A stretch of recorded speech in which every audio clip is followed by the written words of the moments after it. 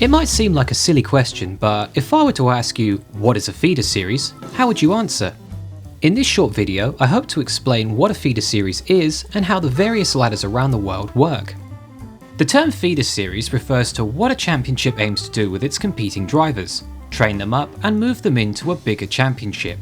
Think of it like a funnel, except upside down, so that the large pool of drivers at the bottom should slowly get fed all the way to the top. Usually we use terms such as ladder or pyramid when referring to this.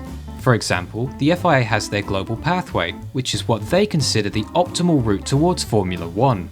There are many other legitimate alternative championships that this ladder doesn't include, but this is simply what the FIA has stipulated as being the best for a driver's career. The same goes for IndyCar in the Americas with the Road to Indy system. Again, there are alternative championships a driver can compete in, but this is what the IndyCar organisers have set up as part of their official pyramid. In most cases, following these set ladders provides incentives to its drivers, whether that be through additional monetary rewards towards the next step, or in the case of Formula 1, offering more points towards a super license, something Formula 1 requires. Sometimes it means that drivers get more track time in front of potential teams or sponsors compared to series that fall outside of these preset ladders. But ultimately, even with these templates, there are still championships that don't quite fit in, but are still part of the overarching ladder itself. Likewise, there are also other championships that use the same kinds of machinery as the championships within these ladders, but they are not considered feeder series for one reason or another. So let's discuss these ladders and identify what is and what is not a feeder series. For this video, I have identified 3 distinct but also closely linked racing ladders in single-seater motorsport. These 3 ladders lead to 3 separate championships: IndyCar in the Americas, Super Formula in Japan, and Formula 1 across the globe, but generally in Europe. Formula 1 itself is big enough that the other 2 may as well be included in its own ladder, but for the purposes of this video, let's discuss them as separate entities. We'll start with Formula 1. Coming out of karting, drivers in 2019 will generally be looking for an entry-level championship. This will most likely be one of the FIA's Formula 4 championships that covers their region, or a more locally based championships such as Formula Ford or Formula V. Success at this level is critical, and with so many of these entry F4 championships in existence, making the move up requires both talent and money to stand out. Those with smaller budgets might make the move up to a nationally run F3 championship such as those found in Japan or in the UK, or move to a regionally focused championship like the Euroformula Open. If they wanted to stay more in line with the FIA's optimal route, then the next move would be towards the regional F3 level. A driver can decide between one of the FIA's endorsed regional F3 series, or they may wish to compete in a non-FIA series like the Formula Renault Eurocup, or to an extent, the W Series. After success in these championships, the ladder tightens dramatically as drivers are now essentially onto the guided path of the official Formula 1 ladder. FIA Formula 3 will be the next step, and success there will have a driver ready for FIA Formula 2, and thus the last notch on the ladder before Formula 1. And this is a general outline to the path towards Formula 1. It wasn't always this simple at the top as explained in previous videos, but as for now, this is what the ladder looks like. Next up is IndyCar, and you'll be glad to know that the path is a lot more straightforward thanks to the Road to Indy program. But even then, there are championships that don't quite fall into it that are worth mentioning.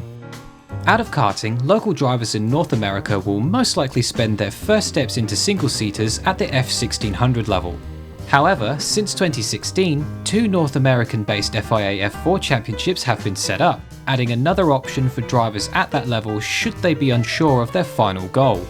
Next up is the natural progression to F2000, and it is at this level where the Road to Indy starts with the US F2000 series.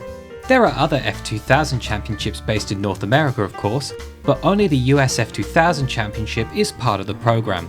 Like Formula 1, the ladder at this point becomes a lot tighter, with the next logical step for those making their way to IndyCar being the Indy Pro 2000 Championship, which is the next step on the Road to Indy ladder. Other drivers might prefer to keep their options open again by competing in the North American Regional F3 series, but IndyCar would still be an option for these drivers should they wish to switch over at a later date.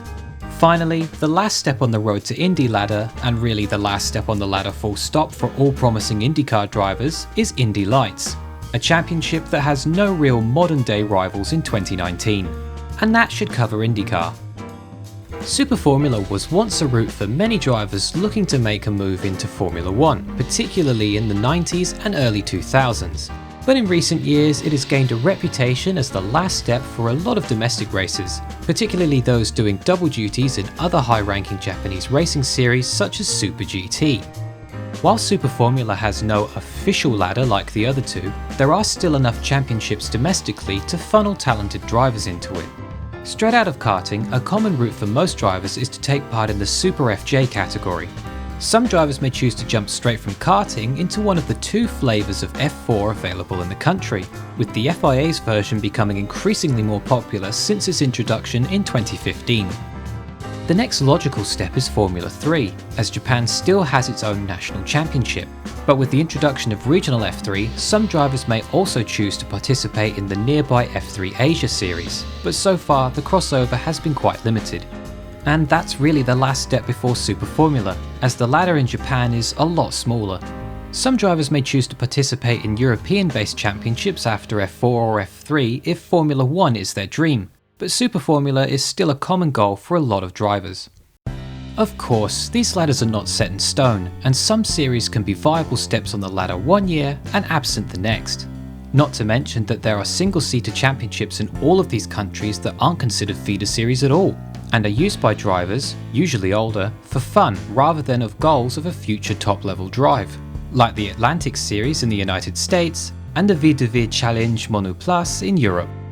This is only a small guide to the feeder series around the world, but be rest assured that the general outline for each ladder has been covered. Hopefully this video gives you a better understanding of each championship's place as a feeder series.